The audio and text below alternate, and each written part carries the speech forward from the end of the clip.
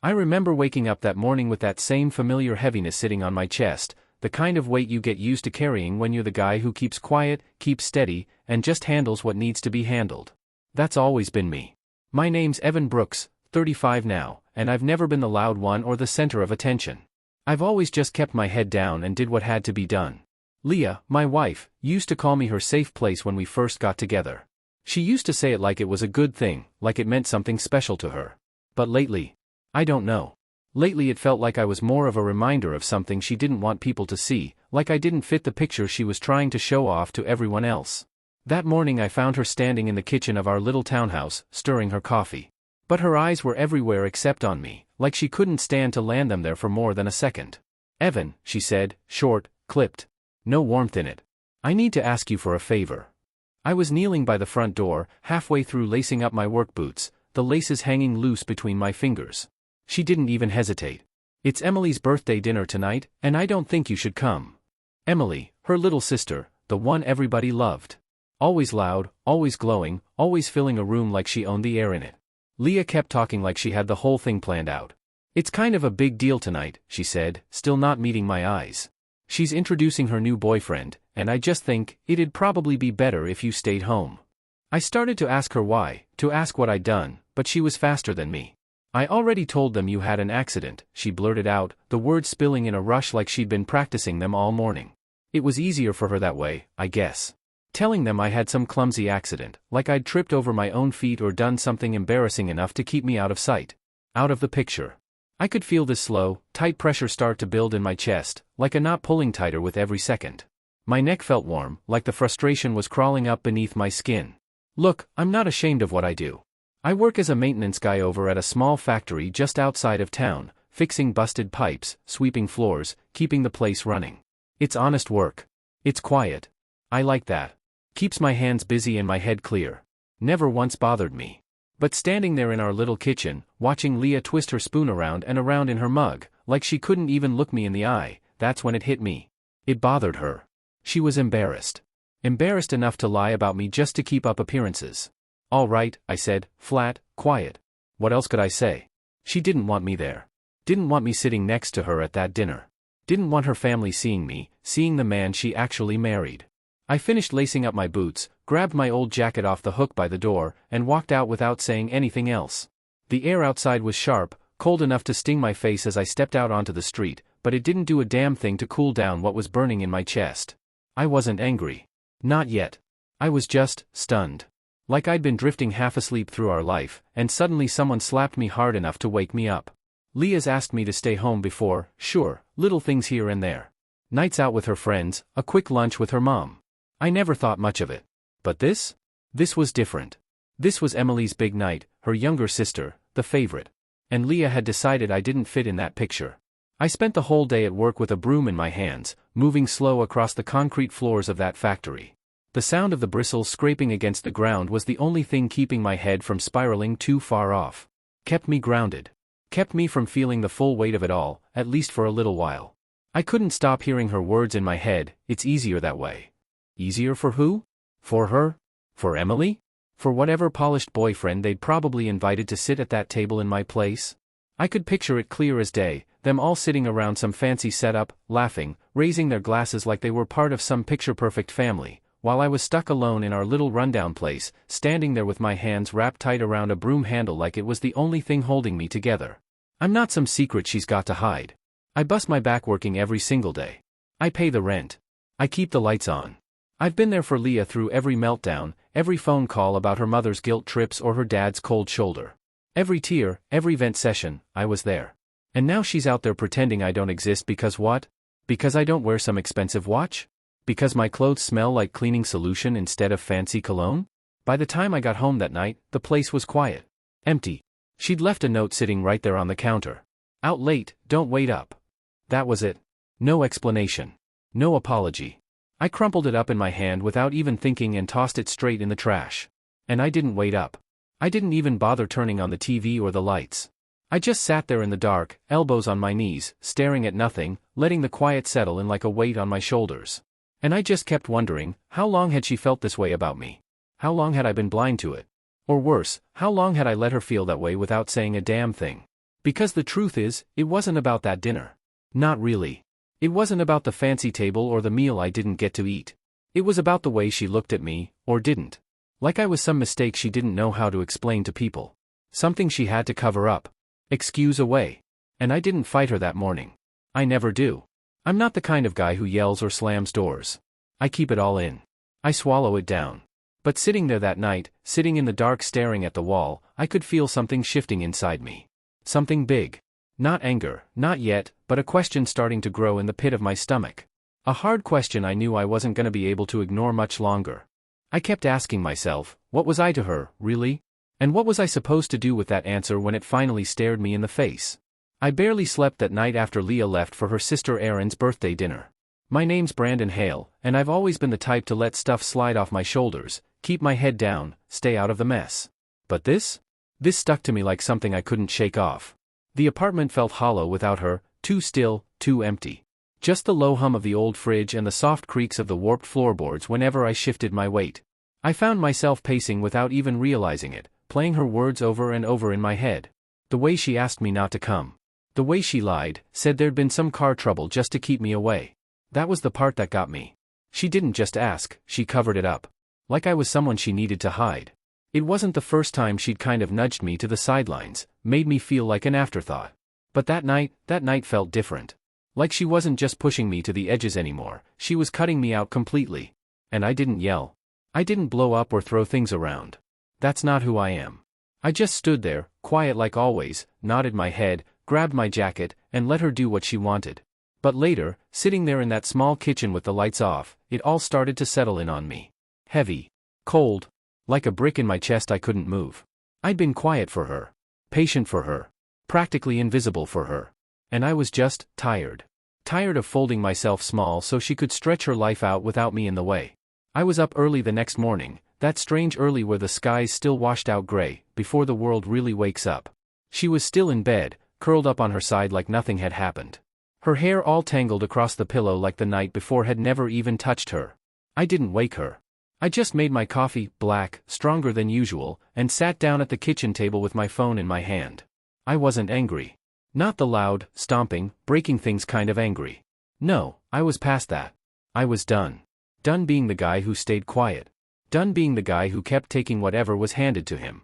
Done being easy to leave behind.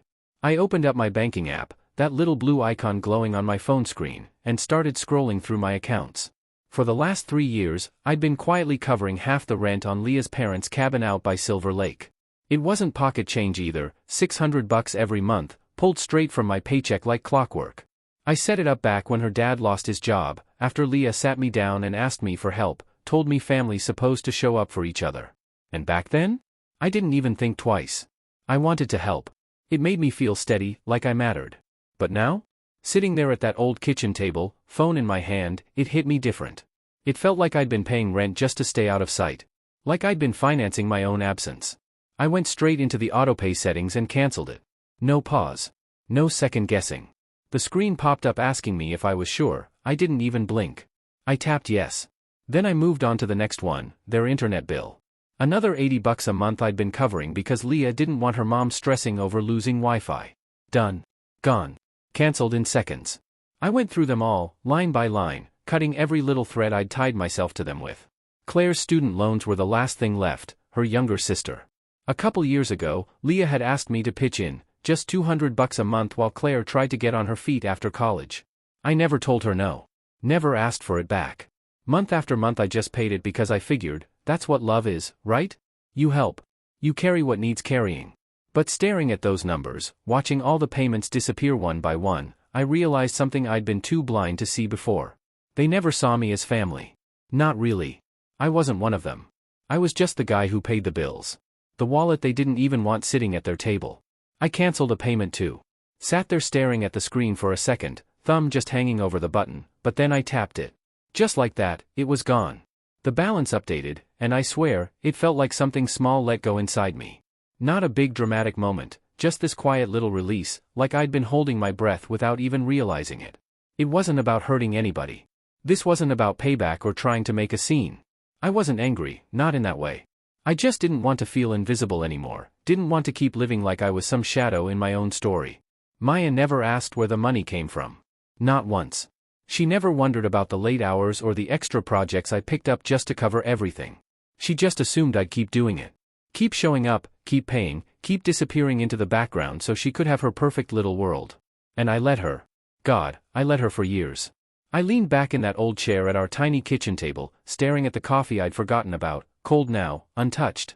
The place was still dead quiet, just the early morning light cutting through the blinds in these thin, gray stripes across the floor. My head wandered back to that cottage they loved so much, the one out near Willow Creek. All those weekends I drove us up there. Me under the sink patching up a leak while Maya and her mom laughed over glasses of cheap wine out on the porch. I thought about her sister, Erin, how she'd always flash me this quick little smile, say thanks for the help, but never once asked me how I was doing. Never asked about my life, my job, my anything. They took what I gave them like it was nothing. Like I was nothing. And Maya, she just let them.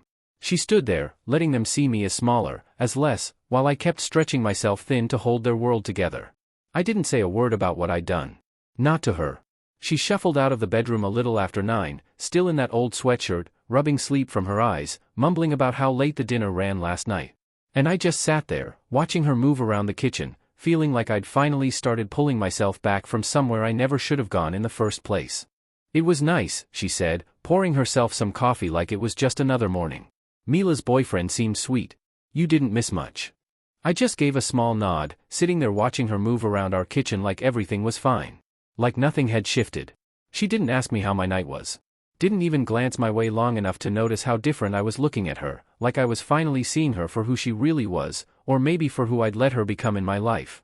And I didn't say anything. That's just what I did back then, kept quiet, swallowed whatever I was feeling, kept the peace. But underneath that silence, something was changing. Not loud. Not angry. Just steady, like a slow tide pulling me out of whatever version of myself I'd been stuck in.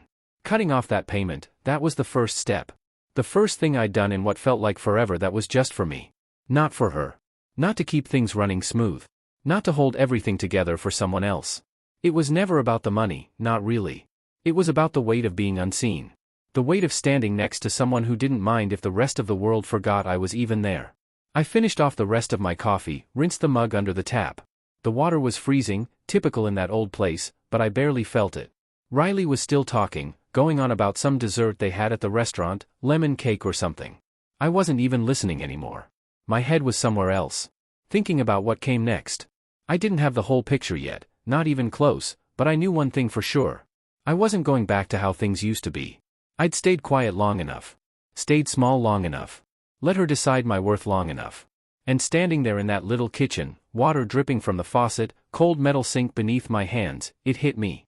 I didn't need her to tell me who I was. I didn't need any of them to. Yeah, I'd been their foundation, the steady one, the reliable one, but I was done breaking apart for them. So when Mila's birthday dinner came around, I stayed home, just like Riley asked me to. But this time, I stayed on my terms. My name's Aaron Blake, and I've never really been the type to push back when somebody draws a line in the sand. I've always just stepped back, kept quiet, stayed out of the way. That's who I was. So there I was, sitting alone in our little one-bedroom place. The walls felt closer that night, like the air was heavier somehow, thicker than I was used to. Emily had left a little after 6. Hair done up real nice, wearing that dark green dress she only pulled out for special nights, the one she always said made her feel put together. She leaned down, kissed me on the cheek real quick, mumbled a soft, thanks for understanding, like I had a choice, and then she was gone. Just like that. Door clicked shut. Silence. Truth was, I didn't understand. Not even close. But I didn't say that. I never did. I just let her walk out like I always did. I made myself dinner, nothing special. Just boiled some spaghetti, dumped some sauce from a jar over it, and sat down on the old couch with the plate in my lap and a fork in my hand. I didn't even bother turning the TV on. The only light was from the kitchen overhead, spilling out into the dark living room. I wasn't angry. Not yet. I was just sitting there, chewing slow, waiting for any of this to make sense. I kept picturing them, all of them, sitting in some fancy restaurant across town. Emily, her friend Rachel, Rachel's parents, and whatever new guy Rachel was seeing now. I didn't know him. I wondered if they were talking about me, if I even came up, or if that story Emily made up about me getting sick in the garage was enough to explain away my absence. Were they sympathetic? Did they nod politely and move on? Or maybe they laughed. Maybe they were glad I wasn't there to drag the mood down. I twisted the pasta around my fork, stomach tight like it was tied in a knot. I'm not the kind of guy who needs to be the center of attention. Never have been. I've always liked my job, cleaning floors over at the shipping depot, because it's steady. It's quiet. It's simple. Simple's always been enough for me. Or at least, it used to be. I show up, do my job, keep my head down, and go home. That's always been my rhythm. No drama. No small talk. Just get in, clean up, get out. Nobody really bothers me, and I don't give them a reason to. But sitting there that night, with my plate of spaghetti going cold in front of me, I started to wonder if maybe I'd gotten too comfortable being invisible.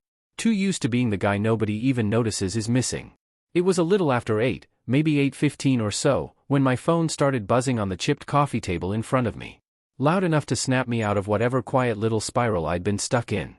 For a second, I thought maybe it was Emily, maybe texting to say she was running late or checking in. But when I picked it up, I saw a different name on the screen, Mia. Her cousin. Younger than us, loud in that way that somehow never felt annoying. Always pulling me into conversation at family get-togethers when everyone else kind of didn't. It was a video call, which threw me off. Mia never video called me. I almost didn't answer. My thumb hovered over the decline button, thinking it was probably a mistake or some drunk call from their dinner table.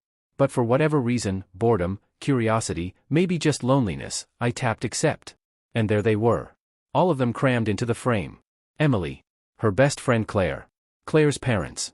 And some guy I didn't recognize sitting right there with them.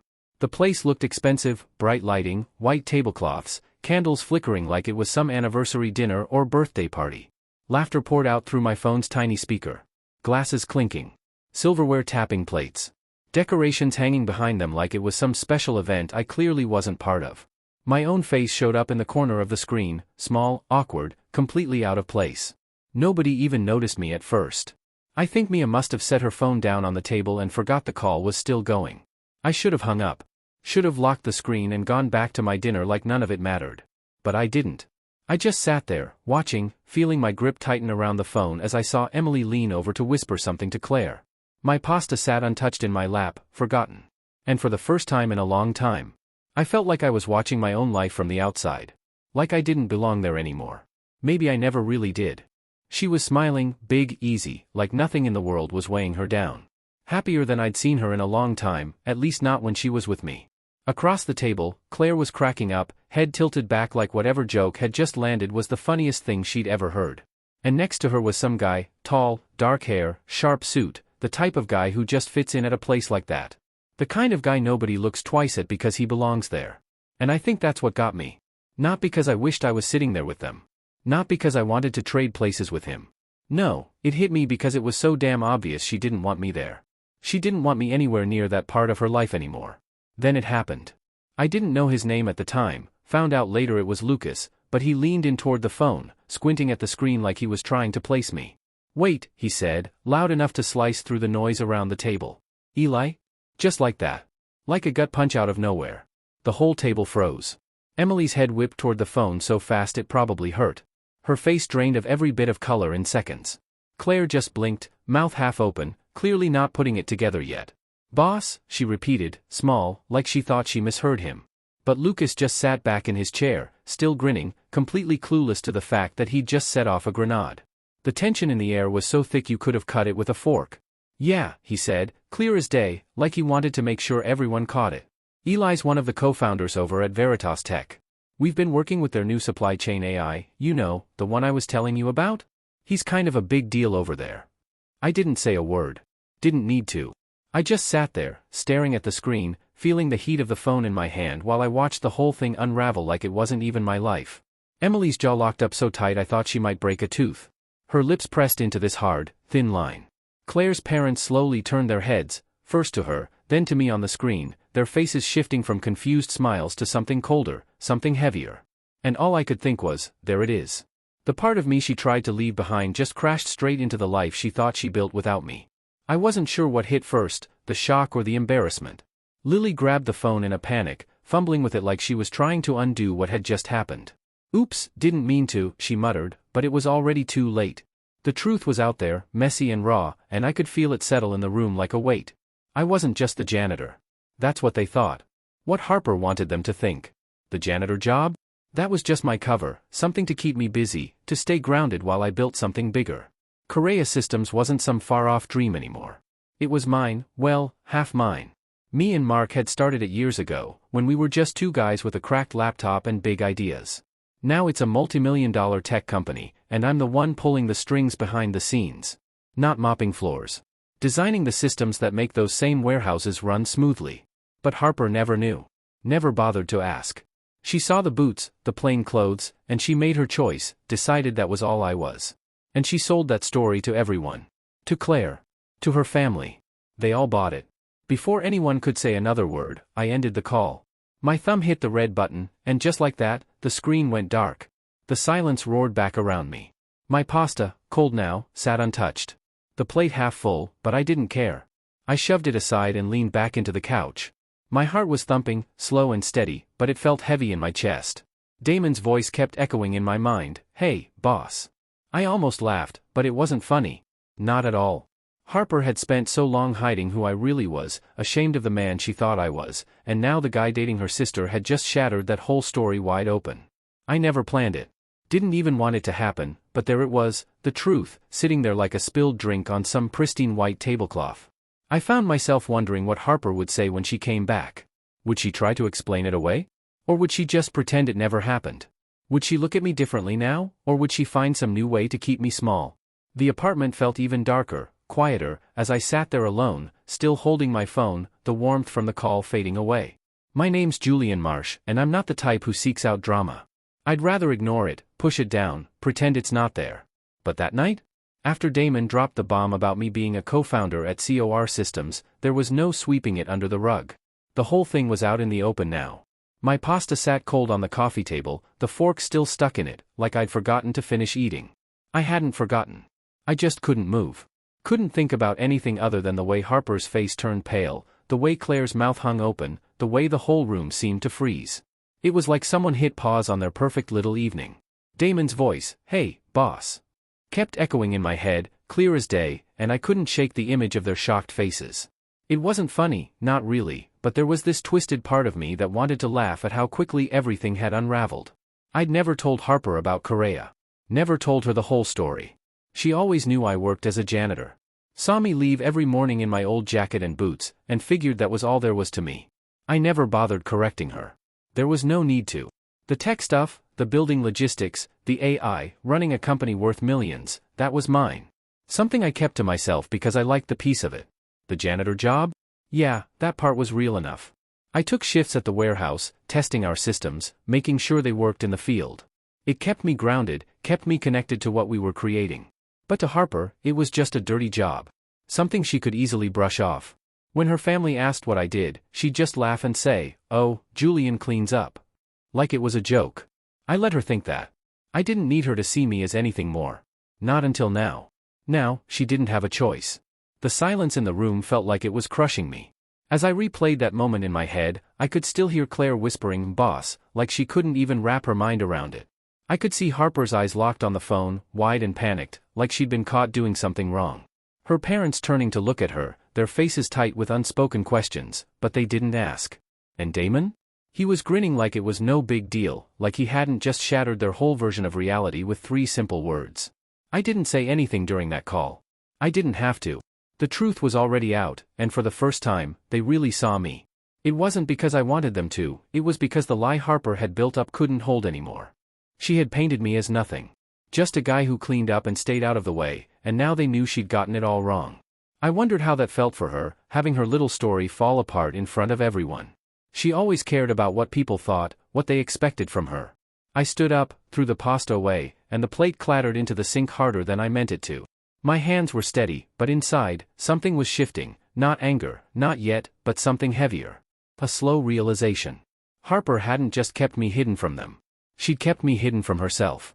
She never asked about my day, never wondered why I came home late or why I spent hours staring at my laptop. She saw what she wanted to see, a quiet husband who didn't fit into her perfect life. And I let her. I let her think that was enough, because I thought that was what love was. Giving her what she needed, even if it meant shrinking myself to fit into the life she wanted. When I saw her face on that call, when she flinched as soon as Damon said my name, I knew then it wasn't love. It was convenience. I was easy to explain away, until I wasn't. The clock on the wall ticked past 9, then 9:30, and I just stayed where I was, leaning against the counter, staring into nothing. I could have called her. Could have demanded answers. But what good would it do? She'd come home eventually, and we'd have to face it. But for now, I just let it sit there. The truth hanging in the air like dust after a storm. I thought about Damon. Good kid. Sharp. One of the best guys we had at Korea. He'd been talking about Claire for weeks, excited to meet her family, never knowing I was a part of it. I had a lot of respect for him, liked him even, but now he'd unintentionally set everything on fire. Harper had tried so hard to keep everything clean and perfect. I didn't blame Damon, he had no idea what he was walking into. But Harper, she knew exactly what she was doing. She'd built this lie, piece by piece, and I'd handed her the tools without even realizing it.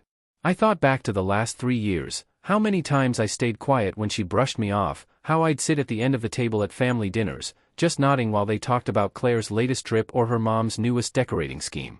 I'd paid half the rent for their lake house, fixed their leaky pipes, sent money for Claire's student loans, and they'd all smile, say thank you like it was nothing. Like I was nothing. Harper never once corrected them, never told them, hey, Julian's more than that. She let them see me as the hired help, the guy who didn't matter. And I went along with it, because I didn't want to stir things up. But now, the boat was sinking, and I wasn't the one who'd put the hole in it. The front door creaked open around 10:15, and I heard her footsteps, soft, hesitant, like she wasn't sure what she was walking into. Julian? Her voice was small, unsure. I didn't answer right away. I just stayed where I was, arms crossed, watching her step into the kitchen. She looked different. Tired. Her makeup was smudged under her eyes, and her hair wasn't as perfect as usual. You're up, she said, setting her purse down on the counter. I nodded, waiting. She fidgeted with her keys, twisting them in her hands, avoiding my eyes. Lily didn't mean to call you, she started, her words rushing out, it was an accident. I didn't know what to say. She glanced at me for a second, then quickly looked away. I didn't know he worked for you, she said. That was it. No apology, no recognition of being wrong. Just, I didn't know, as if that made everything okay. I stared at her, really took her in, and for the first time, I saw the woman I'd married, crumbling under the weight of her own excuses. You didn't know because you never asked, I said, keeping my voice low, but steady. She flinched, but I didn't back down. You decided who I was, Harper, and you were wrong. She opened her mouth, but no words came out. Her hands fell to her sides, and the silence in the room stretched, thick and suffocating. The truth was right there between us, heavy, unspoken. I didn't yell. I didn't have to. I think she finally heard me, maybe for the first time. And that was enough, for now. I stood in the kitchen, watching her fumble with her keys after she came back from Claire's dinner. My name's Julian Marsh, and I'm not the kind of guy who starts fights. I'd rather fix things than break them even more. But that night, when Damon let the truth slip about me being a co-founder at Corwin Systems, something inside me changed. Harper's excuse, I didn't know he worked for you, hung in the air, like smoke, and all I could do was respond with the plain truth. She never asked. She just stood there, her blue dress wrinkled from the long evening, and for the first time, I felt the weight of everything between us. Her eyes flickered to the floor, and I could see her trying to find the right words, but I wasn't about to give her the space to twist things. I turned, walked into the living room, and left her standing there. My phone was still on the couch where I had tossed it after the call. When I picked it up, it lit up with her name. She was calling me from just 10 feet away. I let it ring, the buzz filling the silence, and then watched it go to voicemail. 5 minutes later, it buzzed again, a text this time. Please pick up. I'm sorry. I didn't know he worked for you. I was trying to protect you. Protect me. That word hit me like a slap, sharp, stinging. I stared at the screen, my thumb hovering over the message. The glow lit up my face in the dark. Protect me from what? From her family? From their judgment? From the life she had decided I didn't belong in? I set the phone face down on the coffee table, leaving the message unanswered, and grabbed a glass from the cabinet. I poured myself a drink, just a splash of whiskey, enough to steady my hands, and sat back down. The room was still, the kind of quiet that almost feels loud, and I let my mind replay everything. She didn't know Damon worked for me because she didn't really know me. Not truly. She saw the janitor boots, the quiet nods, the way I didn't push back. And she built a story around that, a story where I was small, simple, someone she could tuck away when things got too complicated. I wasn't that guy, not all of me anyway, and she never cared to look beyond the surface. The phone buzzed again, little jolts against the wood, but I ignored it. Another text, Julian, please. I didn't mean it like that. Then another, can we talk? Still, I didn't pick it up. I took another sip of whiskey, feeling the burn slide down my throat, and thought about how long I had let all of this slide by. 3 years married, 5 together, and most of that time I spent bending for her. I paid for her parents' cabin, covered Claire's bills, stayed home when she needed me, all because I thought that's what you do when you love someone. But love is supposed to be a two-way street. And Harper? She'd been walking it alone, leaving me stuck on the side with my hands empty. She didn't protect me. She protected herself, from having to explain me, from having to stand beside me and say, "This is my husband, and I'm proud of him." She never said that, because she wasn't proud, not until Damon opened his mouth and suddenly I was someone worth seeing. I leaned back on the couch, the old fabric creaking beneath me, and closed my eyes. The whiskey glass felt cold in my hand, half empty now.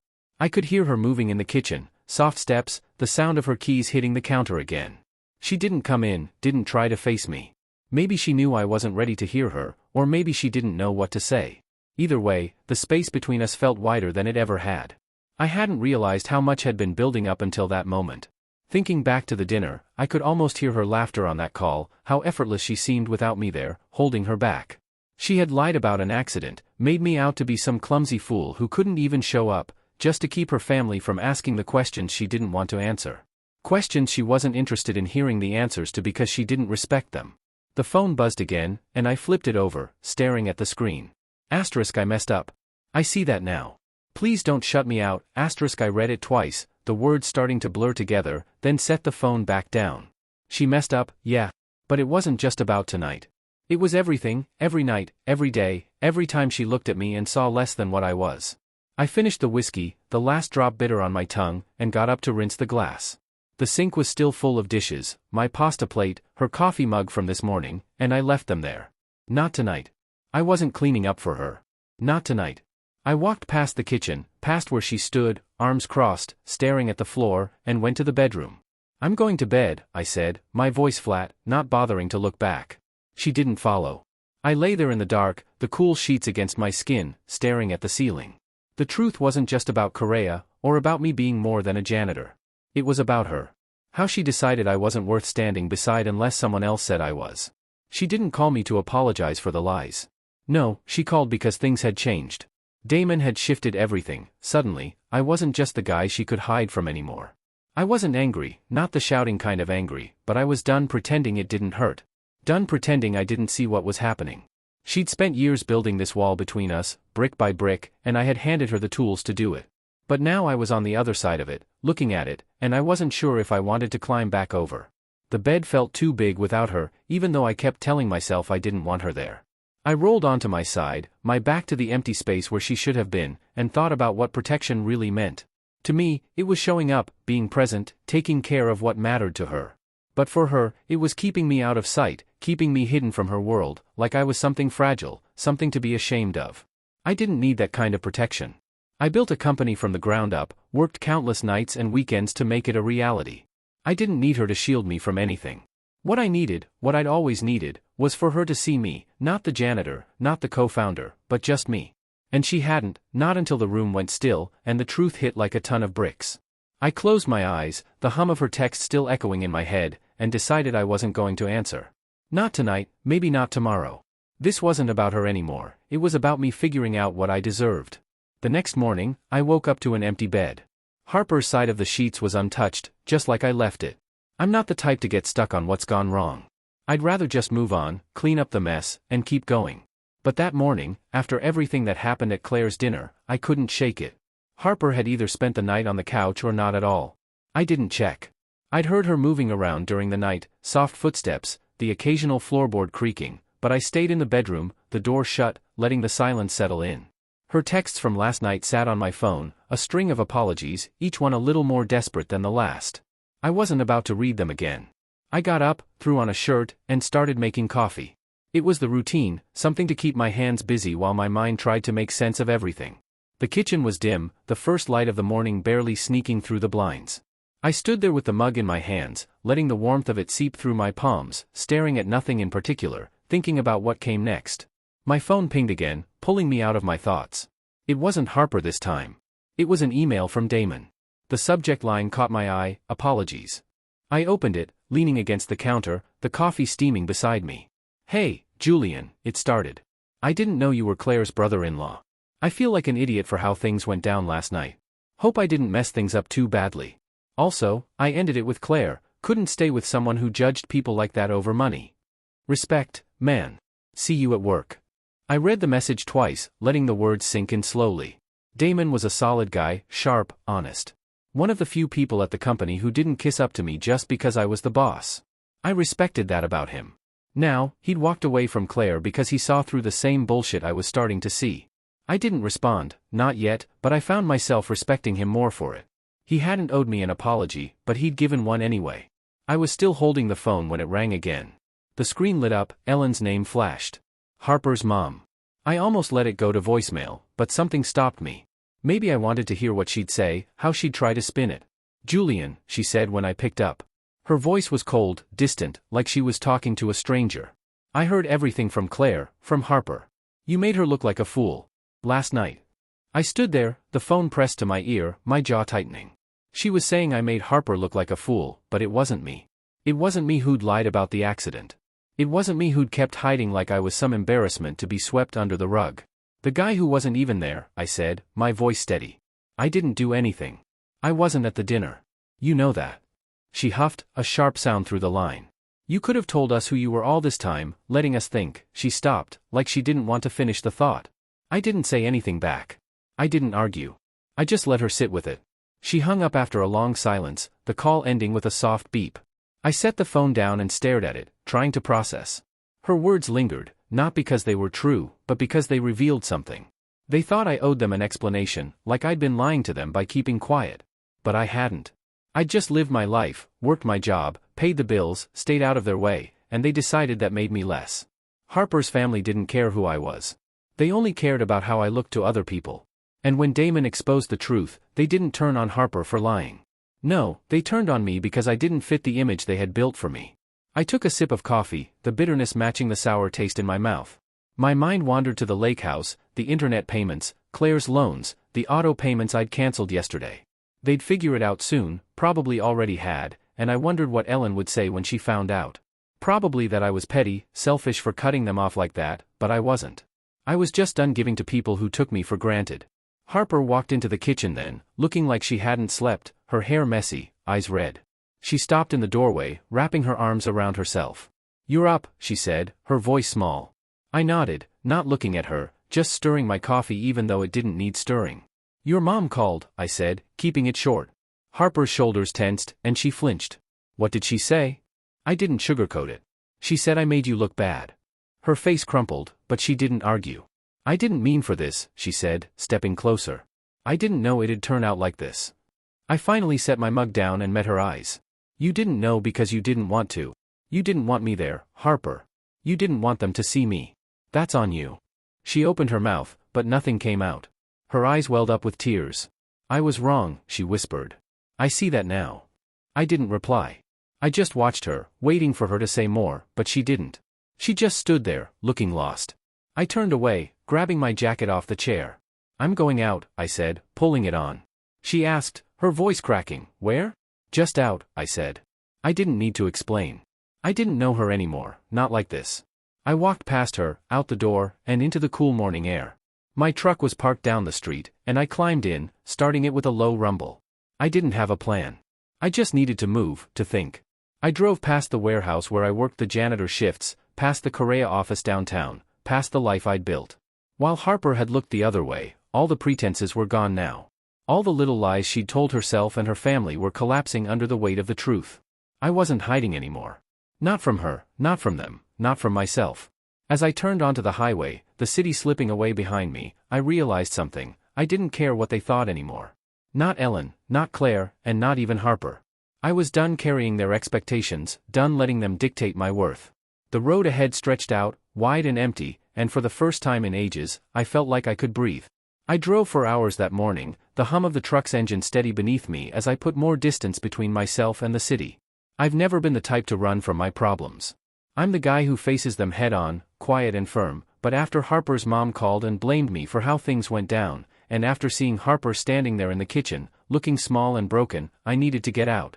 I didn't have a destination in mind. I just followed the road. The trees flew by in a blur, and the sky was overcast, heavy with the weight of rain that never came. The tension in my chest, sharp, tight, lingered. Damon's words from dinner cut through everything, and the more I thought about it, the more I understood what had been happening. Harper had tried to keep things neat. She came home, tried to talk, but I pushed her away, not because I wanted to hurt her, but because I had no idea what to say. Now, with the road ahead, the space to think, I felt the pieces of everything begin to settle. I was starting to figure out what I wanted next. I made it back to the apartment late on Saturday afternoon, the sun fading fast. And there she was, waiting. I'd spent the last few days just driving, sleeping in the truck one night, grabbing coffee at gas stations, trying to let the distance clear my head. I walked in and there she was, sitting on the couch with her knees drawn up to her chest, a mug cradled in her hands. She didn't look angry or upset, just worn out, like the fight had completely drained her. The sound of keys tapping against the counter broke the silence, and she set them down with a careful, almost tentative motion, like she was worried she might shatter something. "Hey," she said, her voice soft, barely a whisper. "Can we talk?" she asked, her eyes looking up at me. I stopped in the doorway, hands shoved into my jacket pockets. I didn't really want to talk. Not yet, anyway. But I knew we had to, so I nodded, taking a seat in the armchair across from her, keeping a distance between us. She exhaled slowly, her fingers tightening around the mug. "I never meant to lie," she started, her voice low. I was scared." "Scared of what?" I asked, my voice calm, but my mind racing. She stared down at the mug, her hair falling over her face, shielding her eyes. "My family, they're all about appearances. Claire's got her big dreams, my mom's obsessed with the perfect house, my dad's always telling his stories. And me? You thought I was too quiet, too understated?" I asked, already knowing the answer. "I didn't want them to look at you and think you were less," she said, her voice cracking slightly. I watched her, letting the words sink in. She wasn't lying now, not anymore. I could see that in her eyes, the way they held something real. But it didn't make it better. "You never asked if I cared," I said, my voice quieter than I meant it to be. I leaned forward, my elbows resting on my knees, and looked at her. "You decided I didn't fit," I said quietly. "You didn't even give me a chance to just stand there and be myself. You just hid me." She nodded, a tear slipping down her cheek. She didn't bother wiping it away. "I know," she whispered, her voice small. "I see that now. I was wrong." I sat back in the chair, my hands resting on the arms, and let her words hang in the air. She was wrong. Yeah, but it wasn't just about the dinner, or the lie about the accident, or even Damon calling me out.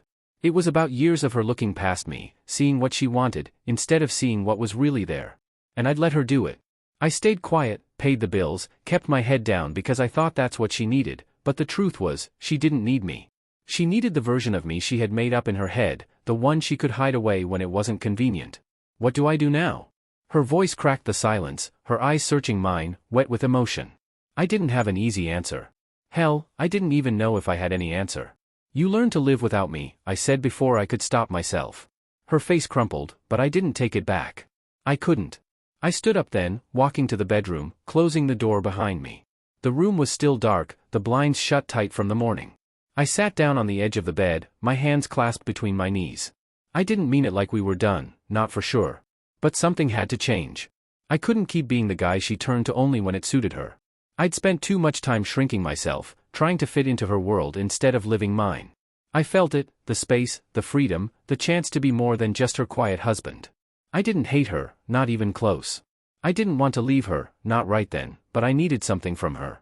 I needed her to really see me, to understand who I was beneath all the quiet. And I didn't know if she could. The door stayed shut, and she didn't knock. I heard her moving around outside, her steps light, the soft clink of her mug in the sink, and then everything went still. Maybe she was thinking, trying to figure out what she wanted. Or maybe she was just waiting for me to come back out and fix things. But I wasn't ready to fix anything. I lay back on the bed, staring at the ceiling as the light from the day slipped away, leaving shadows to stretch across the room. Her words kept playing over in my head. "I was scared you wouldn't fit." It wasn't about me fitting into her family, though. It was about her fitting in with them. She'd built her whole life around their approval, their perfect image, and I was the piece that didn't belong. I tried to fit. I paid for their lake house, I helped Claire, I stayed out of the way. I did everything I thought I was supposed to do, without ever asking for anything in return, because I thought that's what love looked like. But love doesn't hide you. Love doesn't lie about you. Love doesn't wait for someone else to say you're worthy before standing by your side. Harper hadn't done that. She hadn't stepped up until Damon's voice broke through the tension, until the truth forced her to see me. I turned onto my side, the cool pillow pressing against my face, and closed my eyes. Her visit, it felt too late, not because I didn't want to hear her, but because it couldn't change what had already been done. She could apologize, cry, promise to try harder, but none of that could erase the years I spent invisible to her. I didn't know what would happen tomorrow, or the day after that. I wasn't sure if we'd talk again or if I'd end up packing a bag and leaving, but one thing was clear, I wasn't going back to how things were. I'd already given too much. My time. My money. My silence. And I was done. The door stayed shut, the apartment stayed quiet, and I let myself rest, just for a moment, in the space I'd finally claimed for myself. I woke up Sunday morning, the room still dark, the blinds blocking the outside world. My name's Julian Marsh, and I've never been the guy who chases big moments. I've always been okay with the small, steady things. But after closing the door on Harper last night, after telling her she'd have to learn to live without me, I felt something different. Not loud, not dramatic, just solid. Like I had finally planted my feet on ground that was mine. She hadn't knocked, hadn't pushed. And when I got up, the apartment was quiet. I didn't see her on the couch, no note left behind. Just her mug in the sink from last night. Maybe she went to her mom's, or Claire's, or just stepped out to think, I had no idea. And for the first time in a long while, I didn't feel like I needed to figure it out. I made my coffee, the same black brew I always drink, and sat at the kitchen table, watching the steam rise in front of me. The silence wasn't heavy anymore. It was mine. That Monday, I headed to work. Not the warehouse, but the office downtown. I'd been avoiding it, showing up in my janitor uniform just to test systems, keeping my head down. But that morning, I put on a clean shirt, a jacket that didn't reek of cleaning supplies, and walked into the building like I belonged, because I did. I helped build this place with Mark, from a couple of laptops in a basement to a sleek office with glass walls and 50 people working under us. As I passed by, people nodded, some said, "Morning, Julian." Others just watched, maybe curious since I didn't usually come in looking like this. But I wasn't hiding anymore. At the meeting that day, I took a seat at the head of the table, not off to the side like I always did before. Mark raised an eyebrow but didn't say anything. He knew me well enough to let it be. When someone called me co-founder, I didn't laugh it off or shrug it off like I used to. I nodded and said, "Yeah, that's me." It felt good. Simple, but good. After work, I didn't go back to the apartment. Not right away. I drove to a place I'd seen online, a new building, just a few miles away. The place was all bright walls and clean hardwood floors. The kind of spot that didn't feel like it was hiding anything. I'd been thinking about it for a while, even before that dinner went south, but I hadn't made any moves. Now I was. The realtor met me there, Tom, a guy with a firm handshake and a quick smile. "You looking for a fresh start?" he asked as we walked through the empty rooms. I didn't answer right away. I just took in the big windows letting in all that light, the quiet corners, the space that didn't carry anyone else's weight. "Something like that," I finally said. By the end of the hour, I'd signed the papers. It was mine, no more lake house rent, no more internet bills for Harper's parents, no more loans for Claire. Just mine. I didn't tell Harper. I didn't need to. This wasn't about her anymore. I moved in that week, piece by piece. First, the mattress, then a table, a couple of chairs. I didn't take much from the apartment, just my clothes, my laptop, a box of books I'd kept tucked away in the closet. Harper wasn't there when I packed up. She'd been gone since Sunday, leaving a note that said she was staying with her mom for a few days. I didn't call. I didn't text. I just kept moving, setting up the new place with that same quiet focus I'd always had. The first morning I woke up there, sunlight streamed through the windows, hitting the hardwood in warm, wide stripes. I made my coffee in a kitchen that didn't have her mug in the sink. It was simple. Bare walls, a single chair at the table, but it was enough, more than enough. I sat there, mug in hand, feeling the difference. No one was asking me to shrink, to pay for everything, or to stay out of the way. I could breathe here. And work? It got easier, too. I stopped taking the janitor shifts. Not because I didn't like them, but because I didn't need them anymore. I'd started doing those shifts to keep my hands in the game, to see how the systems worked from the ground up. But now, I was seeing it from the top. That week, Damon swung by my office. His face was a little sheepish after that email exchange we'd had. "Hey, boss," he said, leaning in the doorway. "You good?" I nodded, setting down a stack of papers. "Yeah. You." He shrugged. "Better now." Claire wasn't who I thought. I didn't push for details. He didn't need to explain.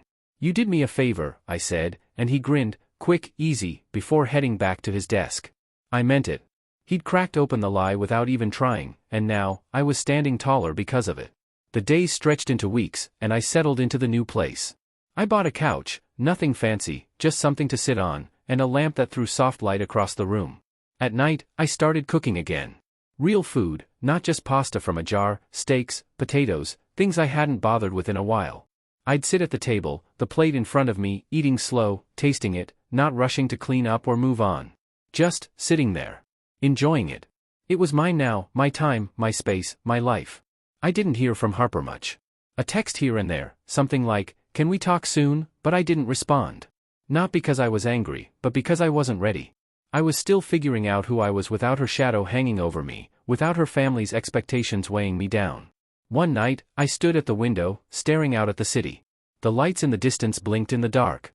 I thought about the old version of me, the one who'd nod and smile, the one who'd pay the bills and stay quiet, who'd let Harper decide what I was worth. That guy was gone. Not dead, just left behind. I didn't have to prove anything to anyone anymore. Not to her, not to her mom, not to Claire. I'd spent years shrinking myself, thinking that's what made me strong. But it didn't. Letting go, taking the apartment, walking into work like I owned the place, because I did, that's what made me strong. I turned away from the window, the room silent around me, and for the first time in ages, I felt it, self-worth, real and steady, not tied to anyone else's approval. I wasn't hiding anymore. I wasn't waiting. I was just me, and that was enough. I was sitting at my new table one evening, a plate of chicken and rice in front of me, when the mail came. My name's Julian Marsh, and I'm not the type to linger on the past. I'd rather keep moving forward, keep building. But that night, a few weeks after I'd settled into my own place, something made me stop. The envelope was plain white, my name scribbled across it in Claire's messy handwriting. I hadn't heard from her since that dinner, not since Damon ended things and everything with Harper's family fell apart. I set my fork down, wiped my hands on a napkin, and reached for the envelope. The paper crinkled in my fingers as I opened it. It was a handwritten letter, 2 pages, smudged in a few spots, like she'd really taken her time with it. I leaned back in the chair, the lamp casting a soft glow over the words, and started reading. Julian, it began. Asterisk, I don't know if you'll read this, but I hope you do. I owe you an apology, more than that, really. But it's a start. I've been thinking about that night, about what happened at my birthday dinner, and I can't stop feeling like I messed up, asterisk. Asterisk, not just because of Damon, though. That's part of it, but because of you. Harper always talked about you like, I don't know, like you were this quiet guy who didn't care about much. Humble husband, she'd say, and I'd laugh, thinking it was cute or something. I didn't know who you really were. I didn't ask. And when Damon said you were his boss, that you're some big deal at Korea, asterisk. Asterisk, I didn't believe it at first. It didn't fit the picture I had, but it wasn't my picture that was wrong. It was me. I judged you, and I'm sorry, asterisk. I stopped there, the letter resting on the table. I took a sip of water from the glass beside me. Her words weren't a surprise, not exactly. I'd known how they saw me, how Harper had painted me for them. The humble husband thing stung more than I expected. I could almost hear her saying it, her voice light, teasing, like it was some inside joke, but I wasn't laughing. I never had been. I kept reading, my eyes following the uneven lines of her handwriting. I lost Damon because of it, she wrote. He didn't like how I acted, how I didn't stand up for you. When Harper made that excuse about the accident, Damon said he couldn't be with someone who cared more about what people think than who they really are. He's right. I didn't see it back then, but I do now. I looked at you and saw only what Harper told me to see, not what was really there. That's on me. The honesty of it hit me, not like a punch, but steady, like a hand on my shoulder. Claire wasn't wrong. She'd laugh at Harper's comments, nod along when her mom brushed me off, taking the money I sent for her loans without a second thought. But she wasn't the only one. They all did it, Harper's parents, her friends, everyone who'd smiled at me like I was some stray they'd taken in. And I let them. I stayed quiet, kept my life at Korea separate, thinking it didn't matter what they thought. But it did. Not because I needed their approval, but because it showed me exactly what Harper had been doing all along, shaping me into something small, something safe, something she could control. I turned the page, the paper creasing under my thumb. I don't expect you to forgive me, she wrote. I don't even know if you should, but I wanted you to know. I see you now. Not the janitor, not the guy Harper talked about, but you, Julian, the guy who built something big without needing to brag about it. I wish I'd seen it sooner. I wish I'd asked. Damon did. He talked about you all the time, how you're smart, how you care about the work. I didn't listen until it was too late. I'm not asking for anything back. I just wanted to say I'm sorry and I hope you're okay. She signed it simply, Claire. No flourish, no extra words, just her name scrawled in that same messy handwriting. I folded the letter neatly and set it on the table. My food had gone cold, the rye bread sticking to the plate. I didn't feel angry reading it, not at her anyway. Claire was young, caught up in her family's world, and she'd bought the story. Harper sold it to her. I couldn't hate her for that. She'd lost something, Damon, and she'd owned up to it. That took more guts than I'd expected from her. I stood up, grabbed the plate, and walked slowly to the sink, rinsing it with my hands under the cool stream of water. The letter stayed on the table, waiting quietly in the room, and I thought about what it meant. Not just her words, but the fact that she'd written them. She didn't have to.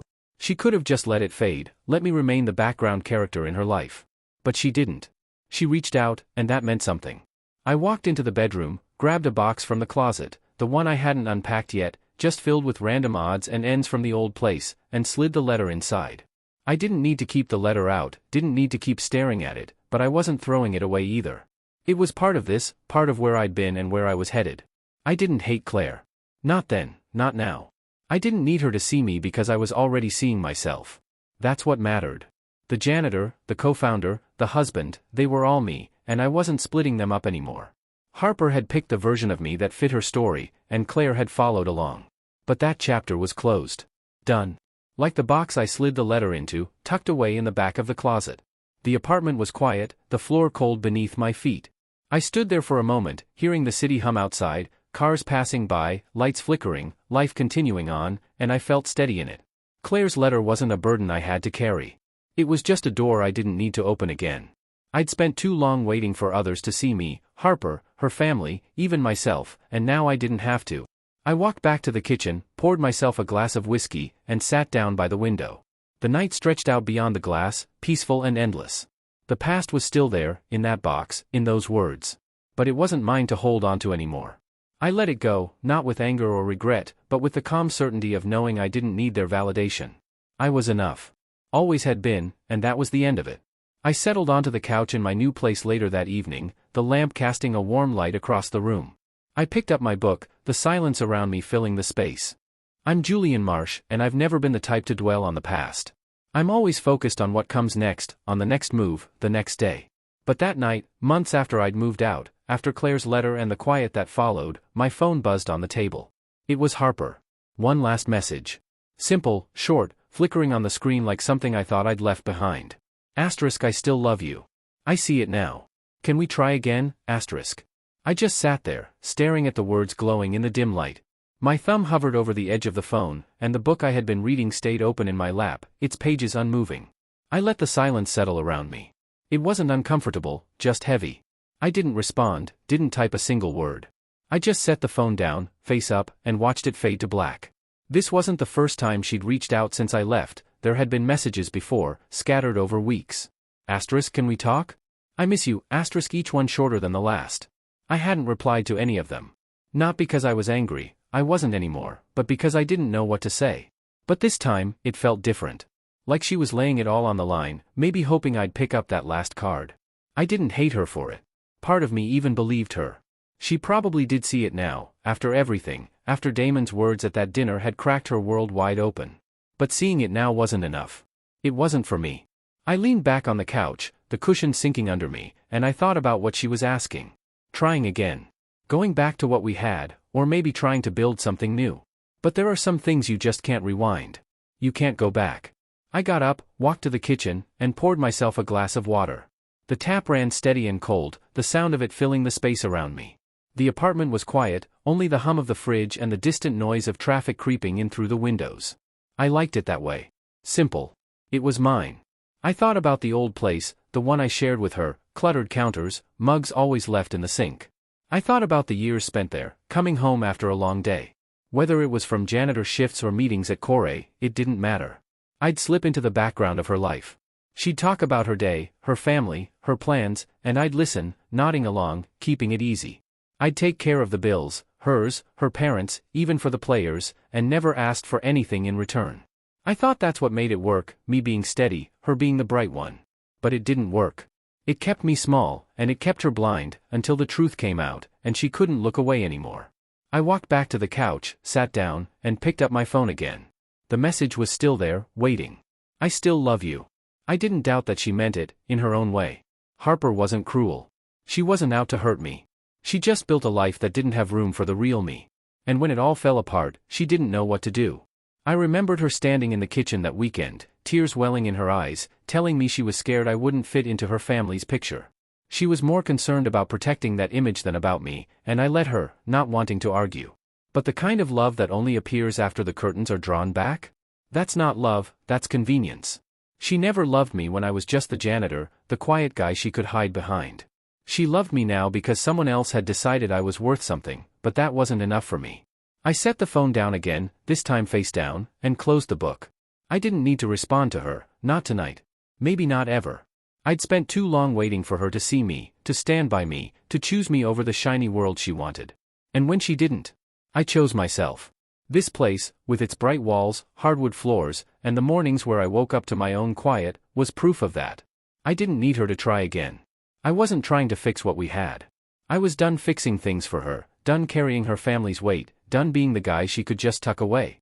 I stood up, walked over to the window, and looked out at the city lights. They blinked, steady and alive. I felt steady, too, rooted in a way I hadn't been before. I thought about the past. Those years of nodding along, letting her decide who I was. The lake house payments, the internet bills, Claire's loans, gone now, cancelled with a few taps on my phone. I didn't miss them. I didn't miss the dinners either. I wasn't invited into the way her mom's voice would tighten when she said my name. I wasn't invited into the way Claire would smile without really looking at me.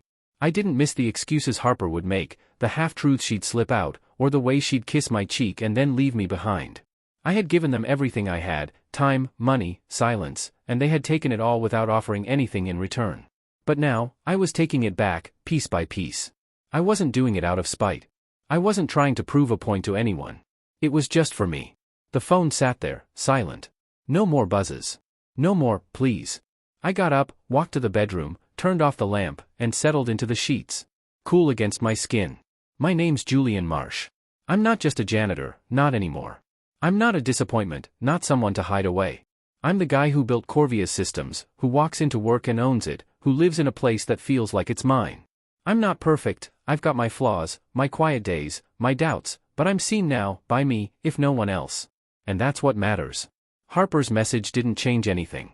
Her love, showing up late like that, wasn't going to pull me back. I didn't need it to. I had found my peace, my worth, and it wasn't tied to her anymore. I closed my eyes, letting the hum of the city fade into the background, and just let it all go. Not with anger. Not with a fight. Just with the calm knowing that I was done. She could love me, if she wanted. It didn't matter.